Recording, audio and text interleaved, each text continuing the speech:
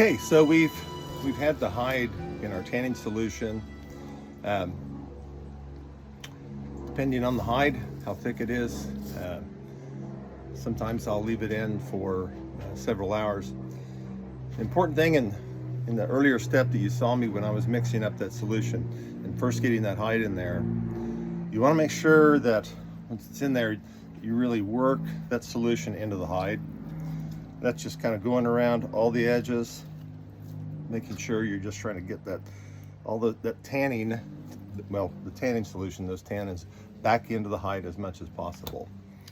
So now we're to the point where we need to wring it, because before we get it on a frame, we want to get as much moisture out as possible. That's going to be key. So here's how I do it.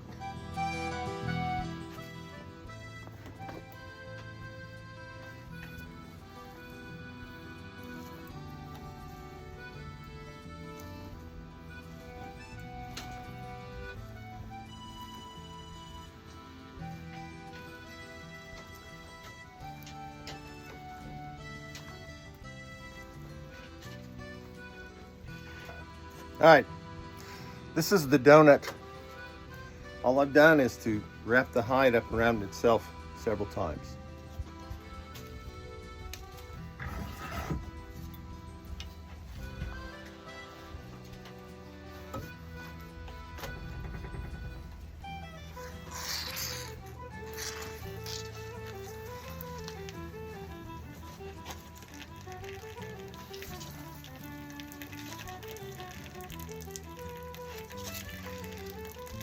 I don't know if you can see it, but the bubbles up here on top, when you get bubbles that are pushing through that hide, means you've got that the tanning solution has worked in pretty well.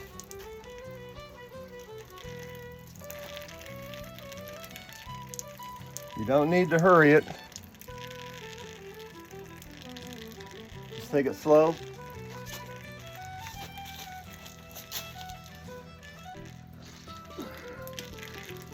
And as you can see, the board that I use to wrap my hide on is about a little above chest high, so I can really get some torque on that hide. You're not going to tear it. It's tough.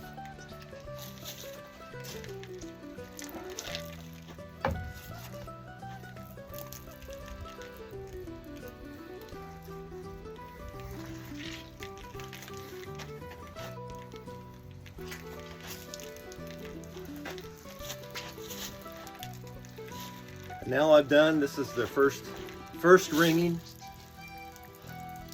All I did was turn and go the other direction. And I like seeing all those bubbles.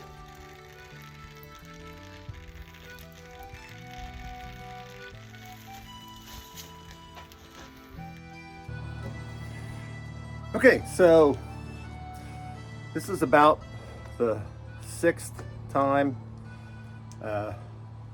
that I've gone one direction and wrung it, and then come back around again, moved it around.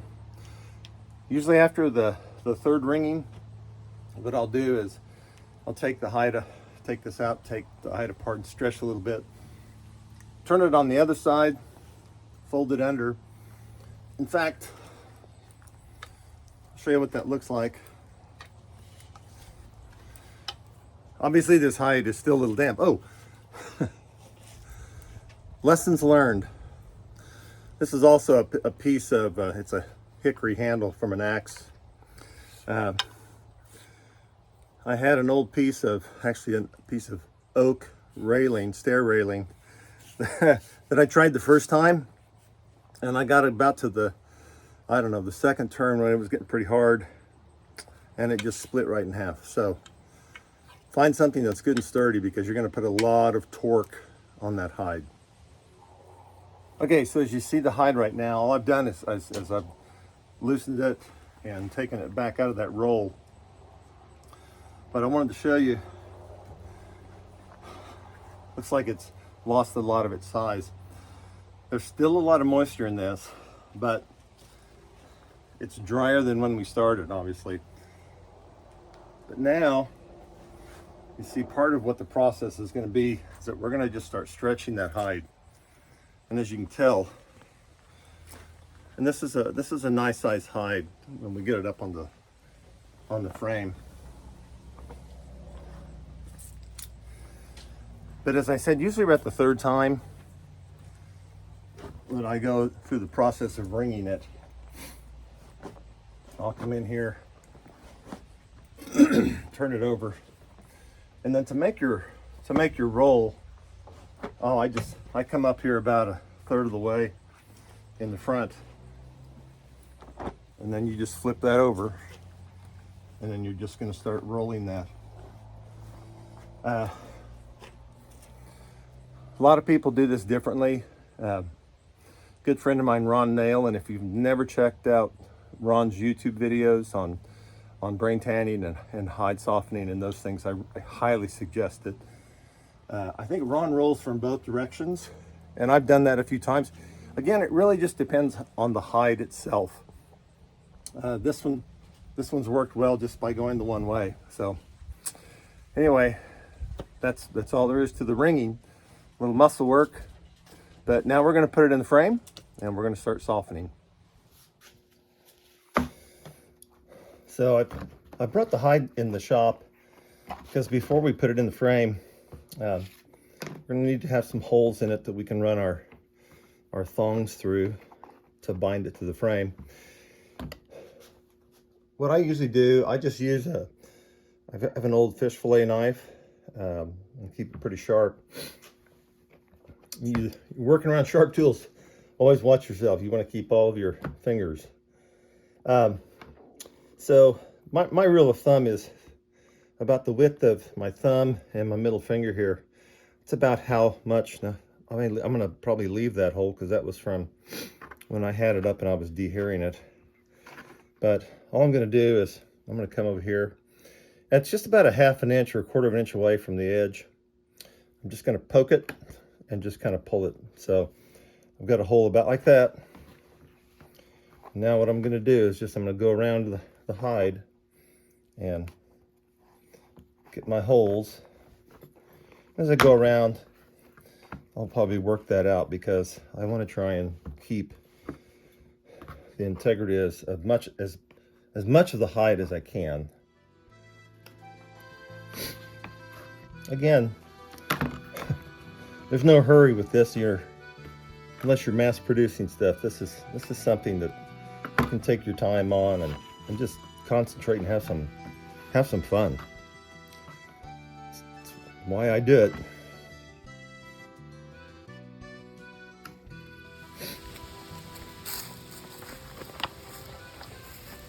All right, so we have our holes cut for the hide for stringing it on our frame.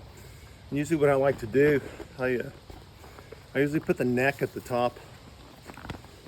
You can see this is a really nice hide. It's got a few holes, but you can see the exit and the entry and exit wounds on this hide. So we're going to go up in there like that. And typically, I don't know if it really matters much. I typically put the flesh side out because that's what I like to work on first. I feel like that moisture is going out just like, well, from your own skin and your body, the way you sweat. So my thinking is I'm pushing that water through that hide, getting that moisture out, it's going to go out the other side. Eventually what I'm going to do though is I'll probably turn the frame around, and I like to work what would have been the hair side too. And usually what I'll do on that, I'm really just trying to soften or kind of smooth any rough places out on that. So let's get started. Sometimes it's real helpful to have somebody help you out. It's those first few rows that can get kind of tricky. My main goal is I'm trying to get it pretty much even in the frame.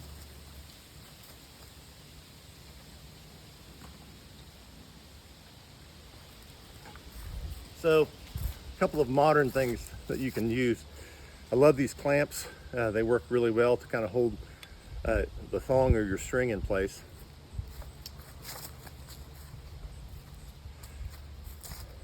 So what do I use for tying up or framing these hides?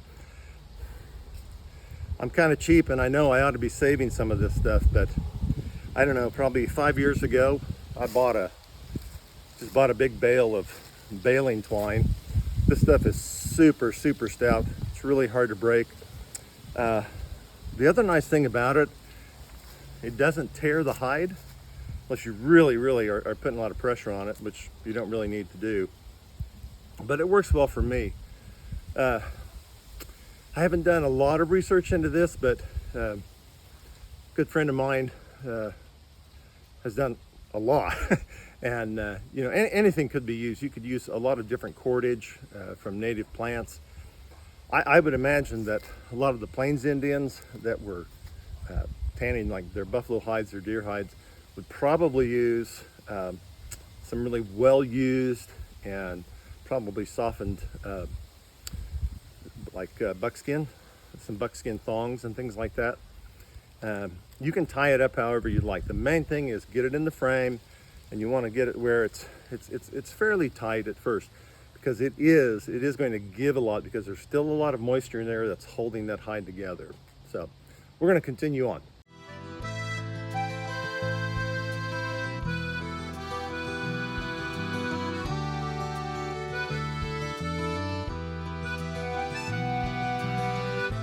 Okay, so we've got our hide in the frame, and I wanted to show you a few things here and also talk about some things to consider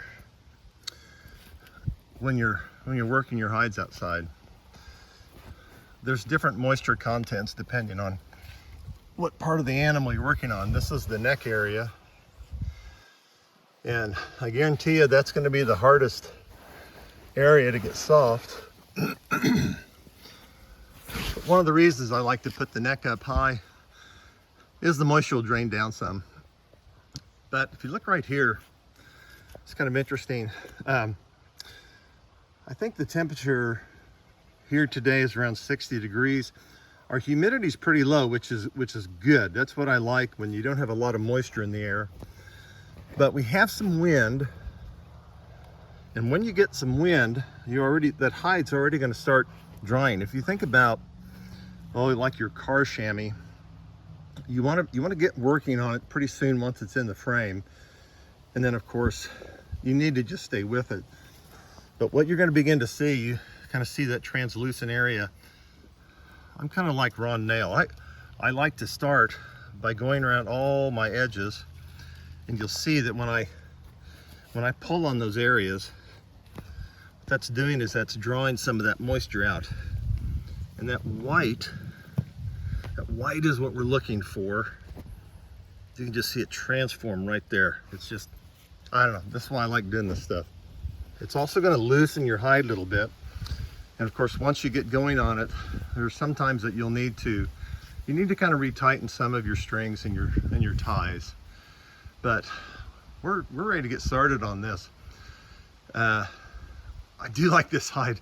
And sometimes, I don't know, it probably takes me 15 minutes to get a hide framed. I'm not in a hurry. Like I said, I like to have fun. I know that a buddy of mine, and another good thing I like about this hide is that there's very few holes. There's a few, like some of these down here, that probably happened when, I don't know, when someone was taking it off the hide. This one's definitely, I think, my fault, where when I was flushing it. And where that hole in the middle of the hide, before I get it in the frame, I'd probably cut this, and I'd probably try and I would stitch up this hide right through here. You'd be surprised, you can stitch that up and you'd almost never see it.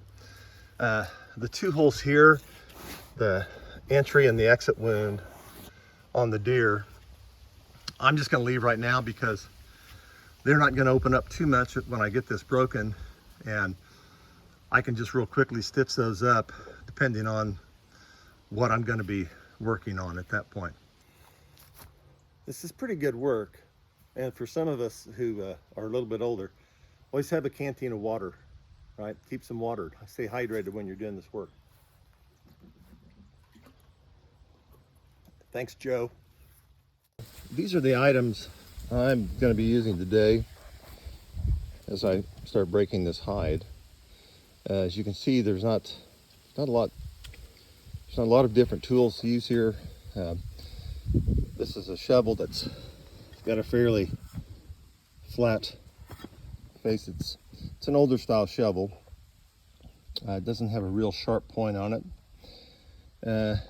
This second one is actually just a hickory axe handle. But you'll notice I've kind of beveled off the edges a little bit, and just that edge is enough to help push that moisture out. That becomes important. As I get around the edges and things, I like using, this is actually a bowl adze that a good friend of mine up near Wells, Kansas made a few years back that I got from him. I've not sharpened this, and it's a little bit dull, but this is a really nice tool to use around the edges, as I'll show you later when we're working on the hide. A couple of other things. A good friend of mine, Kevin Hebert, this is a part of an elk leg bone it's been worked, and most of the time this is used when you're fleshing, but when you're also breaking that hide, there's some rough places that those teeth, as you can kind of see here, a little bit more close-up detail,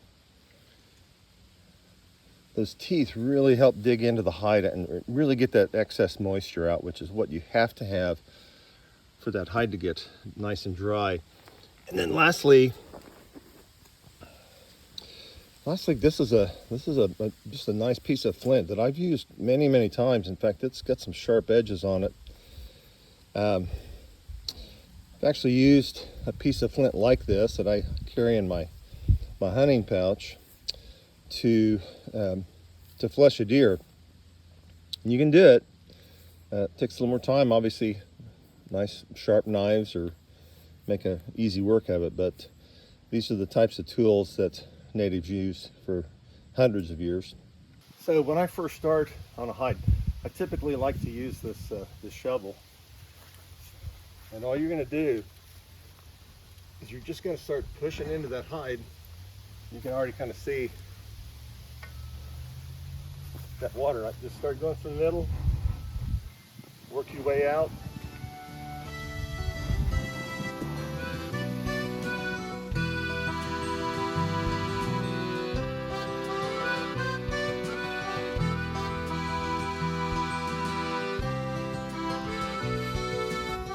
You don't have to go real hard on this, but you want to be steady and keep at it because you want that hide to be dry. Any places that's left wet, it'll just be like a piece of rawhide again. We want it to be just flannel soft when we're done here. You can already see from this side,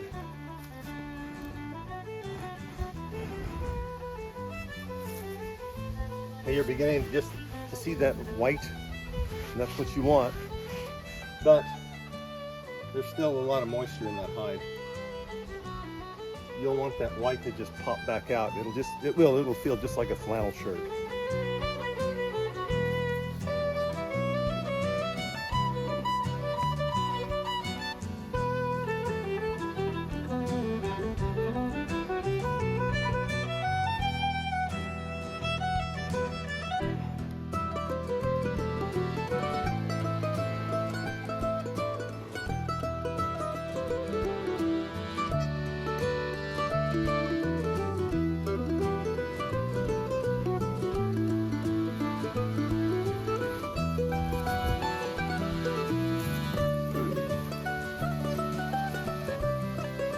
This is the other tool I really like using.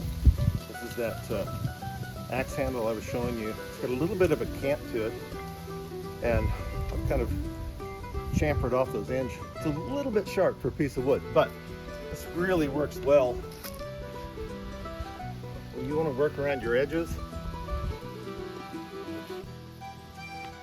Just push that moisture right out.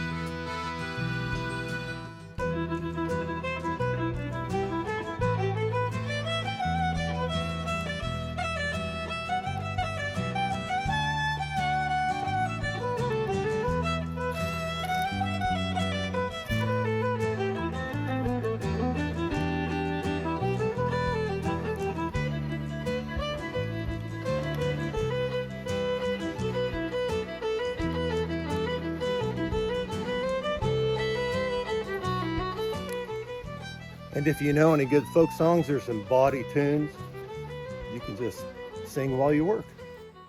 So I've been on this hide, about an hour now. Occasionally I'll take 10 or 15 minute break, just catch my breath, get some water. But I like to just kind of think about why I do these things. And living history is something I've always been passionate about, but I'm also really interested in figuring out how our ancestors were able to kind of do this. And a lot of it's just a lot of experimentation. I'm not an expert tanner, but I've done a lot of deer hides, done some buffalo, and everyone's sort of a new project. But it's just something that I guess I feel like I learned something not only about the hides, but a lot about myself, why I continue to do this type of thing. When you find a passion, then pursue it and just keep experimenting with that. That's sort of the whole history, I guess the whole purpose behind Living History and why people like me get involved in these types of things. At some point you can be proud to say that just about everything you've made, or everything you're wearing, you've made. Your pants, if you have a jacket you make, you can sew shirts. These are all things you just do them, you just pick them up and learn. It's also important to keep reading. I'll have some book reviews on some people who are probably really good at doing tanning work. Some of that based on native history, and then a lot of it just based on people who do this actually just for a living. Build up a good library, okay? There's things that you learn from books, so it's important to keep learning.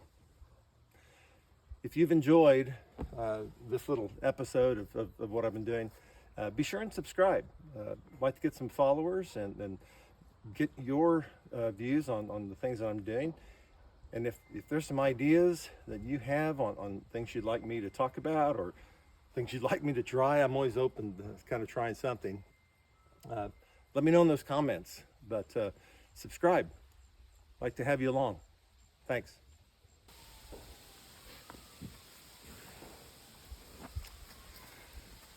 Well, we're coming up on about hour 2, a little over 2 hours. I've been working on this one. This is I like to see the hide when it does this. It's probably about half the weight that it was when I first put it on here now. There's still a lot of moisture in the neck area up here. I'm still working on that, and then some of my edges I need to touch up. But once we take it off the frame, and I like to cable it. I'll be walking through that process and how I do that when I get it off the frame. But we're getting pretty close now, and it has softened up quite a bit. This is going to be a really good hide. I'm excited about this one.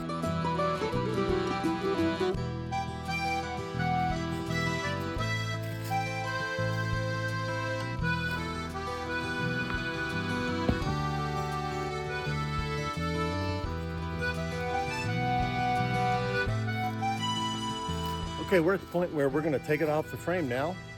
We got one more step to really soften it up. Well, as you can see, we've really got a pretty nice finish on this hide right now.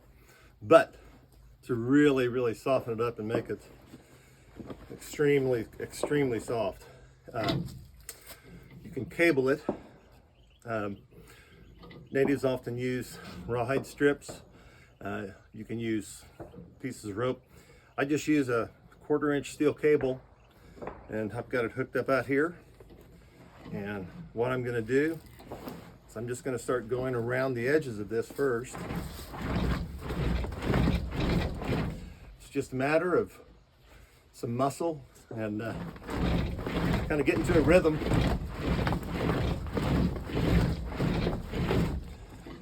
What's going to happen is the heat from that friction on that cable and that hide it's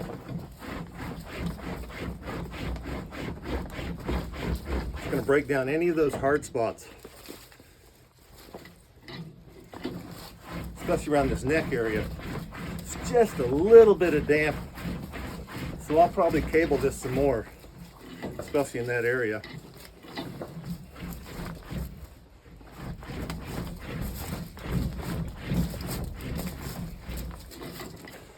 But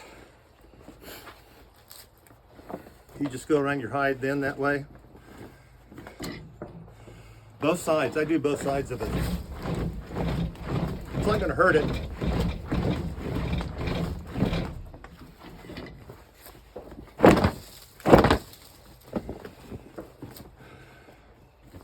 You get your really nice piece of buckskin.